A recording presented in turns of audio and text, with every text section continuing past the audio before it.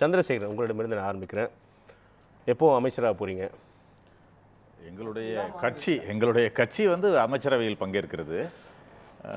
ஏனென்றால் கடந்த ஒரு அரை நூற்றாண்டு காலமாக தமிழகத்தில் ஆட்சியை இழந்து இன்றைக்கு அந்த ஆட்சியின் அதிகாரத்தில் இன்றைக்கு பங்கேற்கப் போவதில் ஒரு மகிழ்ச்சி. ஏனென்றால் இந்த இரண்டு கட்சிகள் இங்கே தமிழகத்தை அந்த 67க்கு பிறகு ஆண்ட இரண்டு கட்சிகளுமே சொல்லி வந்தது என்னென்னா, ஒரு மித்தை கிரியேட் பண்ணியிருந்தாங்க. அதாவது மக்கள் ஒத்துக்க மாட்டாங்க, அதாவது கூட்டணி ஆட்சியை மக்கள் ஏற்றுக்கொள்ள மாட்டார்கள், தமிழக மக்கள் ஏற்றுக்கொள்ள மாட்டார்கள்ன்ற ஒரு கருத்தை வந்து சொல்லிக்கிட்டே இருந்தாங்க. அவர் மைனாரிட்டி கவர்மெண்ட்டாக ஒரு பீரியடு வந்த போது கூட, திமுக வந்தபோது கூட வெளியிலிருந்து தான் நாங்கள் ஆதரவளிக்க வேண்டிய ஒரு நிலைமை ஏற்பட்டது. நாங்களும் பாட்டாளி மக்கள் கட்சியுமாக 2006 வெளியிலிருந்து ஆதரவு அளித்தோம். அதற்கு பிறகு கடந்த ஒரு சில காலமாக, அதாவது அது திரு விஜய் அவர்கள் வந்து ஓப்பனாக டிக்ளேர் பண்ண பிறகு தான் இது வந்து ஒரு அதிகமாக ஆட்சி அதிகாரத்தில் பங்கு என்பது வந்து நீண்ட காலமாக குரல் ஒலித்து கொண்டே இருக்கிறது. திரு விசிக தலைவர் திருமாவளவன் அவர்கள் கூட ரொம்ப காலமாக சொல்லிக்கிட்டே இருக்கார், ஆட்சி அதிகாரத்தில் பங்கு என்பது தான் எங்களுடைய இலக்கு அப்படின்னு சொல்லிக்கிட்டே இருப்பார். அது எல்லா கட்சிக்குமே இலக்காக இருக்கும், ஒரு ஆட்சி அதிகாரத்தில் பங்கு என்பது. ஏன்னா வாக்களிக்க அல்லது ஒரு கூட்டணியாக அமைவது என்பது ஒரு கட்சிக்கு 5% வாக்குகள் இருக்கலாம், ஒரு கட்சிக்கு 25% வாக்குகள் இருக்கலாம். ஆனால் அந்த 5% வாக்கு தான் அந்த வெற்றிக்கான காரணமாக இருக்கும்.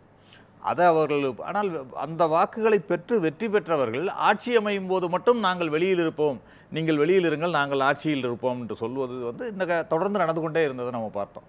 அது திரு விஜய் அவர்கள் வந்து கட்சி ஆரம்பித்த முதல் மாநாட்டிலேயே, விக்கிரவாண்டி மாநாட்டிலேயே அவர் அறிவித்தது, நாங்கள் வந்து தனிப்பெரும்பான்மையாக ஆட்சி அமைத்தாலும் கூட்டணி கட்சிகளுக்கு இடமளிப்போம் அப்படின்னு ஒரு அறிவிப்பை வெளியிட்ட பிறகுதான் ஒரு அதிகப்படியான ஒரு சலசலப்பு தமிழக அரசியலில் ஏற்பட்டதை நம்ம பார்த்தோம்.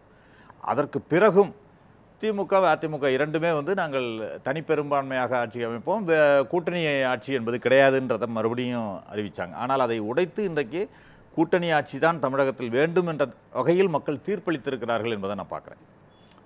திரு விஜய் அவர்கள் வந்தால் கூட அவருக்குமே ஒரு கூட்டணி ஆட்சியாக அமைவதற்கான ஒரு நிர்பந்தமும் அமைந்து விட்டது, இயற்கையாகவே அமைந்திருக்கிறது. மக்கள் அதற்கான தீர்ப்பை வழங்கி இருக்கிறார்கள் என்பதை பார்க்குறேன்.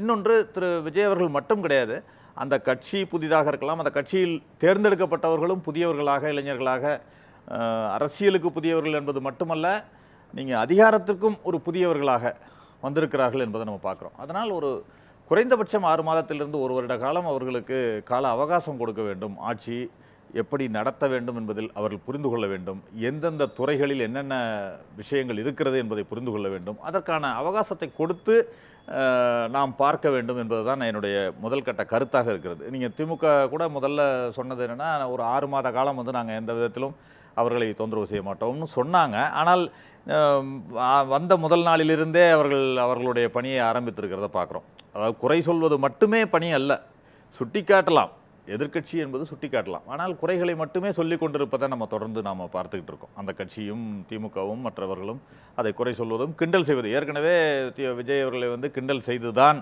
எப்படி வந்தார்கள் என்பதை நம்ம பார்த்தோம். அவர்கள் வரும்போது முதல்ல இந்த கூட்டம் வந்து ஓட்டாக மாறுமா, ரசிகர் கூட்டம் வந்து ஓட்டாக மாறுமான்னாங்க. வாக்காக மாறியது.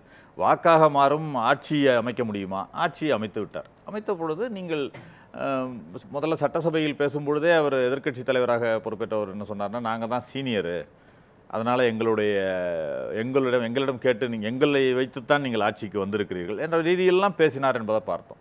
இன்னொரு விந்தையும் நடந்துச்சு இங்கே. வாழ்நாள் எதிரி என்று சொல்லக்கூடிய அதிமுக தலைமையில், எடப்பாடி பழனிசாமி அவர்கள் தலைமையில் ஆட்சி அமைக்க கூட தயாராக இருந்தார்கள், விஜயை வரவிடாமல் தடுக்க வேண்டும் என்பதற்கு. அது கூட முறியடிக்கப்பட்டு இன்றைக்கு ஆட்சியில் அமர்ந்திருக்கிறார் என்பதை பார்க்கிறோம். இது ஒரு மக்கள் அளித்த தீர்ப்பு. அதற்காக காங்கிரஸ் கட்சி, அதுதான் என்னுடைய கேள்வி சந்திரசேகரன். நீங்கள் மிக முக்கியமான ஒரு புள்ளியை தொட்டிருக்கீங்க. காங்கிரஸ் ஆட்சியில் அதிகாரத்தில் பங்கு என்பதை நோக்கி தான் உள்ளே வந்திருக்கு அப்படின்னு பார்க்குறோம்.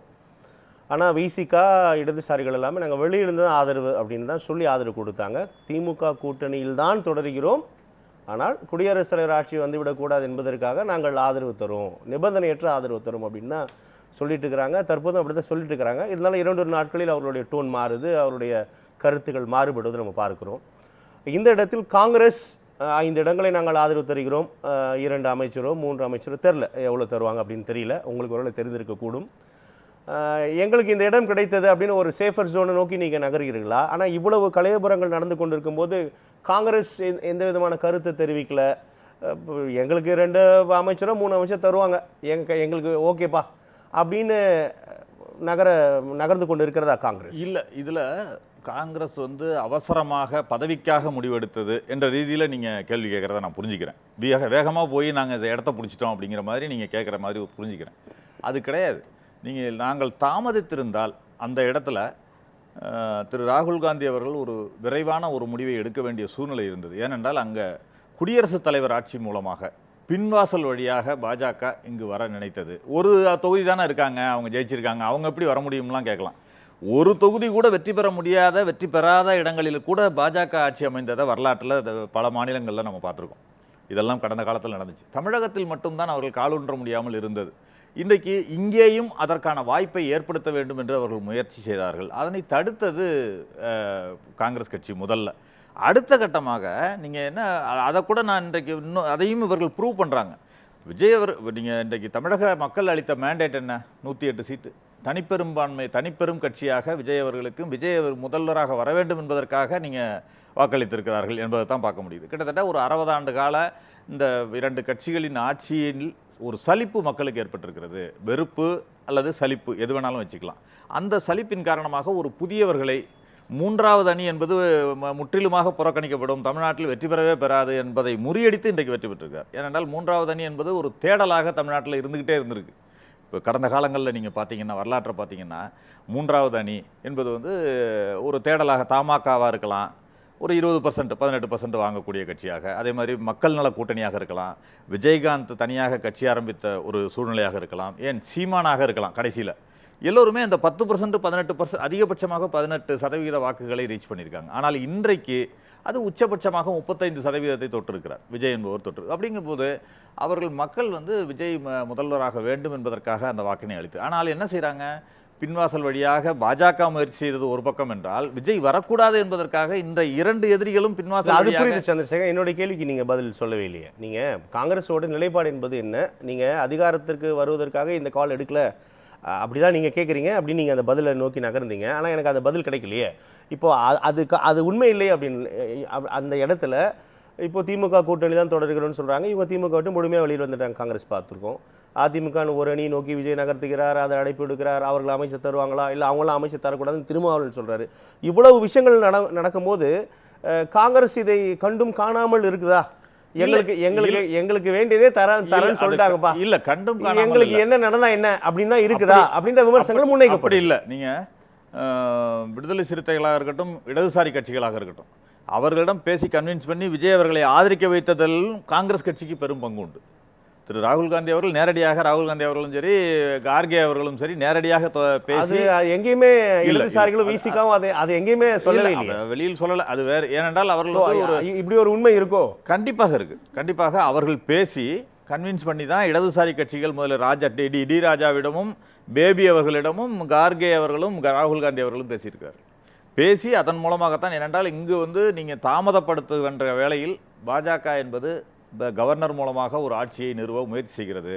அதனால் தாமதப்படுத்தாமல் மக்கள் மேண்டேட்டுக்கு நீங்கள் நம்ம மதிப்பளிக்கணும் அப்படிங்கிறது. அந்த பின்னணியில் இடதுசாரிகளும் விசிகாவை எடுத்த நிலைப்பாடு என்பது காங்கிரஸ் முற்றிலும் வேற, மொத்தமாகவே ஆட்டத்தை கழிச்சுட்டு நீங்கள் வந்துட்டீங்களே. இல்லை, அது நாங்கள் வந்தது என்பது முதலில் தடுத்து நிறுத்தணும். ஓ ஃபைன், வந்துட்டோம். எங்களுக்கு முன்பே முரண் இருந்துச்சு. எங்களுக்கு வந்து திமுக கூட்டணியோடு முரண் வந்து எங்களுக்கு மட்டும் கிடையாது. போயிடுறோம், நீங்க இருந்துகிட்டே ஆதரவு தெரிவிங்க. அது கிடையாது. அது வந்து திரு ஸ்டாலின் அவர்களோட மீட் பண்ண விஷயங்கள் எல்லாம் திருமாவளவன் அவர்களும் சரி, பேபி அவர்களும் சரி சொல்லியிருக்காங்க, வெளிப்படையாவே சொல்லியிருக்காங்க. எங்களை அழைத்து பேசினார் திரு திமுக தலைவர் வந்து எங்களை அழைத்து பேசினார். அப்போது ஒரு ப்ரொபோசல் எங்கள் முன்பு வைக்கப்பட்டது. அதாவது அதிமுக தலைவர் எடப்பாடி அவர்கள் தலைமையில் ஆட்சி அமைவது, நாங்கள் வெளியிலிருந்து ஆதரவு தருவது, திமுக ஆதரவு தருவது, அதனை நீங்கள் ஆதரிக்க வேண்டும்னு சொல்லப்ப அவங்க இடதுசாரி கட்சிகள் மறுத்து விட்டன. அதை வந்து வெளிப்படையாக திரு பேபி அவர்கள் வெளிப்படுத்தியிருக்கிறார். அதை இன்று அதற்கு பிறகும் ஒரு முயற்சி நடந்திருக்கிறது. என்னவென்றால் அவர்கள் விசிக கடிதம் கொடுத்த பிறகு கூட, ஆதரவு கடிதம் கொடுத்த பிறகு கூட அவரை ஒரு காமன் கேண்டிடேட்டாக முதலமைச்சராக நிறுத்த வேண்டும் என்ற முயற்சி நடந்ததாக சொல்றார். காசிப் இல்லை, காசிப் அது வந்து காசிப்னு அப்புறம் சொல்றாரு. அதான் அப்புறம் தான் சொன்னார். முதலில் சொன்ன கருத்து என்னவென்று சொன்னால், என்னை அந்த இது பண்ண முயற்சி நடந்தது, அதையும் நான் மறுத்து விட்டேன்னு சொன்னார். அவர் முதலில் சொன்னது நான் அதையும் குறிப்பிடுறேன். ஆக இவர்கள் வந்து விஜய் அவர்கள் வரக்கூடாது என்பதற்கான ஒரு திரைமறைவு வேலைகள் நிறைய நடந்திருக்கிறது. அது முறியடிக்கப்பட்டிருக்கிறது. இன்றைக்கு மக்கள் மேண்டேட்டுக்கு மக்கள் என்ன தீர்ப்பளித்தாங்களோ அதை மதித்து இன்றைக்கு நடந்து கொண்டிருக்கிறது காங்கிரஸ். அதற்கான விளைவை வந்து இன்றைக்கு நாங்கள் எதிர்பார்த்துருக்கோம். நாங்கள் ஆட்சி அதிகாரத்தில் பங்கு என்பதில் நாங்கள் உறுதியாக இருக்கோம். அது இன்றைக்கு விஜய் அவர்கள் தருகிறேன் என்று சொல்லிட்டு இருக்கார். அதில் பங்கேற்கிறோம். இதில் எந்த விதமான ஒரு மாறுபட்ட கருத்தும் இருக்க முடியாது. இன்றைக்கு திமுக ஆட்சி அமைக்க ஒரு வாய்ப்பு இருந்து, இதே 108 110 வந்து வாய்ப்பு இருந்து நாங்கள் அதற்கு ஆதரவு தரமாட்டோம் என்று சொன்னால் அதில் சர்ச்சை இருக்கலாம். அது இல்லை. இன்றைக்கு வந்து விஜய் அவர்களுக்கு வாய்ப்பளிக்கப்பட்டிருக்கிறது. அவருக்கு மக்கள் வாய்ப்பளித்திருக்கிறார்கள். அதற்கு நாங்கள் ஆதரவாக இருக்கிறோம். மக்கள் தீர்ப்புக்கு தலைவணங்கி நாங்கள் ஆதரவளிக்கிறோம் என்பதுதான் உண்மை.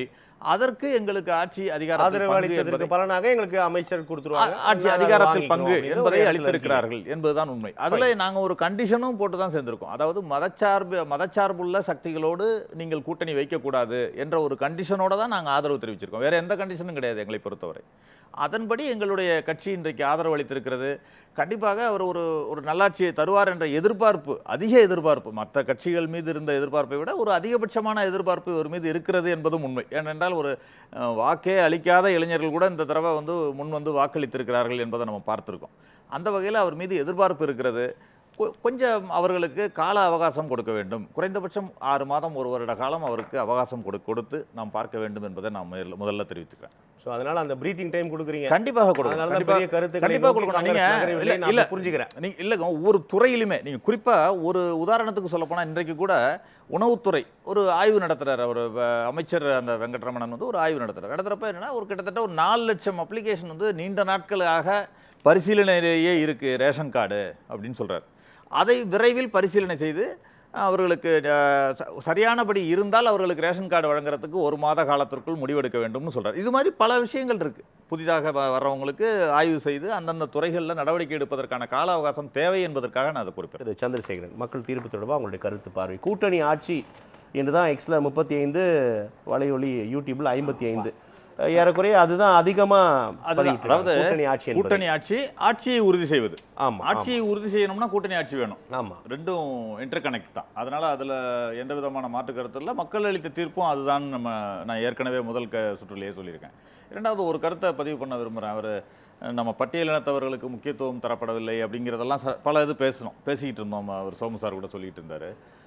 ஆக்சுவலாக தமிழகத்தை பொறுத்த வரைக்குமே சுதந்திரம் அடைந்ததுக்கு பிறகு தமிழ்நாடு சட்டமன்ற தேர்தல் நடந்த பிறகு பார்த்தீங்கன்னா அமைச்சரவையில் பட்டியலினத்தவர் நீங்கள் கடந்த காலங்களில் நம்ம கேள்விப்பட்டிருக்கோம். இல்லை, முதலமைச்சர் சொன்னீங்க. ஆனால் அமைச்சரவையிலேயே கூட நீங்கள் கோவில்களுக்குள் செல்லக்கூடாதுன்ற தடையெல்லாம் இருந்த பொழுதே இந்து அறநிலையத்துறை அமைச்சராக பரமேஸ்வரை நியமித்தது காங்கிரஸ் கட்சி. நியமித்து அவர்களுக்கு பூர்ணகும மரியாதையோடு கோவிலுக்குள் அவர்களோட பேரன் பரமேஸ்வரன், ஆமாம், கோவிலுக்குள் அழைத்து சென்றது காங்கிரஸ் கட்சின்றதை இங்கே குறிப்பிட விரும்புகிறார். அதே மாதிரி ஒரு தலித்தினத்தை சேர்ந்தவர்களையும் உள்துறை அமைச்சராக நியமித்தார் காமராஜ். ஆமாம், கக்கன் அவர்கள். அதையும் எப்படி குறிப்பிடணும்னா, ஒரு கட்சி சேர்ந்த ஒரு பட்டியலினத்தை சேர்ந்தவரை வந்து எந்த அமைச்சரவை கொடுப்பாங்கன்னா ஆதிதிராவிடர் நலத்துறை அமைச்சர், அந்த மாதிரி எல்லாம் கொடுத்த நிலைமை மாறி கக்கனுக்கு வந்து உள்துறை அமைச்சர் மட்டுமல்ல, ஒரு 7 முக்கிய துறைகள் அவருக்கு வழங்கப்பட்டது. உள்துறை மிக முக்கியமல்ல. உள்துறையை யாருமே முதலமைச்சர் தான் வச்சிருப்பாங்க. போலீஸ் துறைன்னு சொல்லுவாங்க. அப்போ வந்து போலீஸ் துறை அப்படின்னு சொல்லியிருக்காங்க.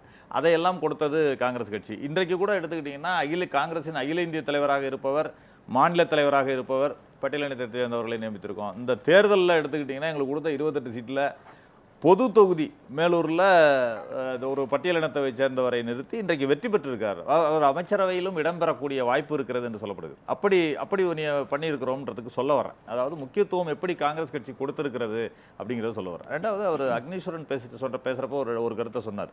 அதாவது எடப்பாடி எதிர்க்கட்சியாக வந்தது அப்படின்னப்போ அதில் திரு எடப்பாடி பழனிசாமி அவர்கள் வந்து எந்த இடத்துல அவர் நழுவுகிறார் அல்லது பொறுப்பிலிருந்து விலகுகிறார்னு நான் பார்க்குறேன்னா, நீங்கள் ஒரு கட்சி தொடர்ந்து தோல்வி அடைகிறது அப்படின்னு சொன்னால் அந்த கட்சிக்கு தலைவர், ஏன்னா அவர் தான் இன்றைக்கு வந்து தமிழ்நாடு ஃபுல்லாக சுற்றுப்பயணம் செய்திருக்கிறார். ஒரு பெரிய தலைவராக, பொதுச் செயலாளராக, இப்போ ஒரு ஒருங்கிணைப்பாளர் இருந்தது போக, இரட்டை தலைமையெல்லாம் இருந்தது போக ஒற்றை தலைமையாக அவர் செயல்பட ஆரம்பித்து விட்டார். தேர்தலுக்கு பிறகு தோல்வி. இன்றைக்கு திரு மு க ஸ்டாலின் அவர்கள் வந்து அந்த தோல்விக்கு நான் பொறுப்பேற்கிறேன் என்று அதற்கு ஆய்வுக்குழு இதெல்லாம் போடுறார். ஆனால் எடப்பாடி பழனிசாமி அந்த தோல்விக்கான பொறுப்பை அவர் ஏற்கவில்லை. அதில் தான் அங்கே சறுக்கிறாருன்னு சொல்கிறேன். இன்றைக்கு அகில இந்திய ரீதியில் கூட காங்கிரஸ் கட்சி தோல்வி அடைந்த போது ராகுல் காந்தி அவர்கள் பதவியிலிருந்து விலகி உடனே பதவி வெளியிட்டார். நான் இப்ப அந்த ஏற்கவில்லை என்பதை எப்படி புரிஞ்சுக்கலான்ற? இப்போ ஒரு ஸ்டாலின் அவர்கள் நான் ஏற்கிறேன் என்ற வார்த்தையை பதிவிட்டு இருக்கிறார். இப்போ எடப்பாடி பழனிசாமி அவ்வாறு சொல்லலன்னு சொல்றீங்க. ஆனா ஏற்கவில்லை என்றாலும் ஆப்வியஸா அவர் தான் அதற்கான பொறுப்பு. இல்ல, அது அதற்கான புரிந்து பொறுப்புனா, கொள்ளப்படும். நம்ம அந்த அதை ஏற்கலன்றதை எப்படி நம்ம இல்ல, சொல்றதுன்னு அந்த கேக்குறேன். பொறுப்புக்கான நடவடிக்கைகள் சரியா இல்லைன்னு தான் நான் பாக்குறேன். அந்த ஆலோசனை கட்சியை கூட்டம் பொறுத்தவரை. நடத்துறாரு, இல்ல, மாவட்ட அது செயலாளர்கிட்ட பேசுறாரு. எல்லாரையும் நீக்கல் தான் நடந்துகிட்டு இருக்கு. பலப்படுத்தணும்னு அவரை பொறுத்த சொல்றாரு. வரைக்கும் கடந்த காலங்களில் கூட தன்னை எதிர்த்து நீங்க திரு எம்ஜிஆர் அவர்கள் கூட தன்னை அவரை மிஞ்சிய தலைவர் அங்க இப்ப அதிமுகவை பொறுத்தவரை இல்ல. நம்பர் 1 லீடர் அப்படின்னு எடுத்துக்கிட்டீங்கன்னா அதிமுகவை பொறுத்தவரை ஜெயலலிதா, எம்ஜிஆர் ஜெயலலிதா. எம்ஜிஆர் அவர்கள் வந்து தன்னை எதிர்த்து ஊழல் புகார் கொடுத்த எஸ்டிஎஸ் கூட தனி கட்சி ஆரம்பித்த பிறகு வந்து சேர்த்துக்கிட்டார். ஜெயலலிதா அவர்கள் கூட தன்னை எதிர்த்து புக்கு போட்ட காளிமுத்தை சபாநாயகராக உட்கார வச்சாங்க. 4 அணியா? ஆமா, 4 அணியை சேர்த்துக்கிட்டாங்க. எல்லாம் நிறைய நடந்துச்சு. ஆக இவருக்கு என்னன்னா, இவர் நீக்கியவர், இவரால் வந்து தெருவில் போறவனுக்கெல்லாம் பதில் சொல்ல முடியாதுன்னு சொன்னாரு. இன்னைக்கு அவர் தான் சபாநாயகராக உட்காந்துருக்காரு. அங்க தாவேக்கால போய் சபாநாயகராக இருக்காரு. அவரை கும்பிட்டுட்டு தான் இவர் போய் அவையில் உட்காரணும். அந்த நிலைமைக்கு ஆளாக்கி கிட்டத்தட்ட ஒரு 10-12 பேர் வந்து திமுகவிலுமே, திமுகவில் ஓபிஎஸ், வைத்திலிங்கம், மனோஜ் பாண்டியன்லாம் அங்கே போய் எம்எல்ஏ ஆயிட்டாங்க. நீங்கள் அங்கே போய் தோற்று இருந்தால் நீங்கள் சொல்லலாம். கிட்டத்தட்ட 10 தான் டிஃபரன்ஸு இன்னைக்கு பொறுத்த வரைக்கும். திமுகவுக்கும் அதிமுகவுக்கும் எதிர்க்கட்சி என்ற ரீதியில் பார்த்தீங்கன்னா ஒரு 10 தொகுதிகள் தான் வித்தியாசம். இவர் மட்டும் ஒழுங்காக கட்சி, அதாவது ஒரு ஆளும் கட்சிக்கு எதிர்ப்பான ஒரு நிலைப்பாடு, ஆளும் கட்சிக்கு எதிரான ஒரு நிலை, அல்லது ஆன்டி இன்கம்பன்சி என்று சொல்லப்படுகின்ற எதிரலையை வந்து பயன்படுத்தி கொள்ளக்கூடிய கட்சியாக எது இருக்க வேண்டும் என்று சொன்னால் அதிமுக தான் இருந்திருக்கணும், ஆப்வியஸ்லி. ஆக அவர்கள் வந்து தாவேக்கா முதலணியாக வந்திருந்தால் கூட இரண்டாவதாக எதிர்க்கட்சியாக அதிமுக தான் அமர்ந்திருக்க வேண்டும். அது வந்து அவராலேயே அது தவற விடப்பட்டது. அதிமுக வந்திருக்க வேண்டியது தவற விடப்பட்டதுங்கிறது தான் என்னுடைய கணிப்பு. அதனால் தான் நான் சொல்கிறேன், அவர் வந்து பொறுப்பை ஏற்றுக்கொள்ள வேண்டும்னு. இவர்கள் சொல்கிறதுல அது ஒரு நியாயம் இருக்கிறதா நான் நினைக்கிறேன். அந்த எதிரணியினர் போய் சொல்கிறது, நீங்கள் பொறுப்பு ஏற்றுக்கணும், அவர் பொதுச் செயலாளர்னு ஒத்துக்கிறாங்க. அவங்க எல்லாமே சொல்கிறது என்னன்னா, தோல்வியை பற்றி ஆராயணும், அடுத்த கட்டம் என்னன்னு முடிவு பண்ணணும்னு சொல்கிறாங்க. அதை வந்து அவர் பரிசீலனை செய்தால்தான் அந்த கட்சிக்கான ஒரு நிலைப்பாடு சரியானதாக இருக்கும். இப்போ மக்கள் தீர்ப்புக்குள்ள பார்க்கும்போது நீங்கள் அந்த கூட்டணி ஆட்சி உறுதி செய்தல், நீங்கள் அந்த ரெண்டுத்தையும் நினைச்சிட்டீங்க. அதற்கு இடையில் திமுகவை பலவீனப்படுத்தல் அப்படின்னு 24-18 விழுக்காட்டினர் வாக்களித்திருக்காங்க. திமுக பலவீனப்படுத்துதல் என்பது இவர் இயல்பாக இப்போ திமுக கூட்டணி தான் இருக்கிறோம், ஆதரவு தான் அப்படின்ற நிலைப்பாடு தான் இருக்குது. இடதுசாரிகள் மற்றும் விசிக நம்ம பார்க்கிறோம், ஐஎம்எல் உள்ளிட்ட. இப்போ திமுகவை அமைச்சர்கள் தந்துட்டாங்க அப்படின்னா அது முற்றாக கூட்டணி விட்டு வெளியே வந்துருவாங்கன்ற நம்பிக்கையின் அடிப்படையில் இல்லை. நீங்கள் அதில் ஒரு முரண் நீங்கள் பார்த்தீங்கன்னா அது செய்ய முடியாது. ஆக்சுவலாக இந்த கூட்டணியை ஆதரித்து கொண்டு ஒரு ஆளும் கட்சியை ஆதரித்து கொண்டு எதிரணியில் இருக்கிறோம் ஒரு முரணாக இருக்கும். அது வந்து ஒரு சரியான நிலைப்பாடு அது முதல்ல சொல்லியிருக்கலாம். ஏன்னா அவர்கள் வந்து ஏதோ ஒரு தோழமைக்காக அவர்கள் சொல்லியிருக்கலாம். அது வரைக்கும் அந்த நிலைப்பாடு உறுதியாக இருக்காங்களே. இல்லை உறுதியாக இருப்பதாக சொல்கிறார்கள். மாற்றம் ஒன்றே மாறாதது அரசியல்ல. நாளை என்ன சொல்கிறார்கள்ன்றதை நம்ம பார்க்கணும். ஆனால் ஒரு அணியில் என்பது அமைச்சர்கள் வாங்கிய பிறகு ஆமா கண்டிப்பாக அவங்க விசிகவும் ஐயுஎம்எலும் அமைச்சரவையில் செல்வதற்கான வாய்ப்புகள் இருக்கிறது. காங்கிரஸ் இல்ல, இன்னைக்கு காங்கிரஸ் கூட்டணியில ஐயுஎம்எல் கேரளால ஆட்சியில் இருக்கு. அதுக்கப்புறமா சொல்றாங்க அமைச்சர்கள் வாங்கிய பிறகும் சொல்றாங்க நாங்க திமுக கூட்டணியில. அது சொல்ல முடியாது. நீங்க ஒரு இதே எடுத்துக்கங்களேன், பிராக்டிக்கலா எடுத்துக்கங்களேன். சட்டசபையில ஒரு மானிய கோரிக்கை நடக்குது, அமைச்சரவைக்கான மானிய கோரிக்கை நடக்குது. பழைய இதை ஏதோ ஒரு போன ஆட்சியில் நடந்த ஒரு தவறையோ எதையோ ஒன்று சுட்டி காட்டும் பொழுது இவர்கள் எந்த நிலைப்பாடு எடுக்க முடியும்ன்றத கேள்விக்குறி வருமா இல்லையாங்க? அதனால அந்த முரண் வந்து சரியாக வராது. அவர்கள் அமைச்சரவைக்குள் வந்தால்தான் இந்த ஆட்சியும் உறுதி செய்யப்படும், அவர்களுடைய அணியும் உறுதியாகும் என்பதுதான். நல்லது, நன்றி.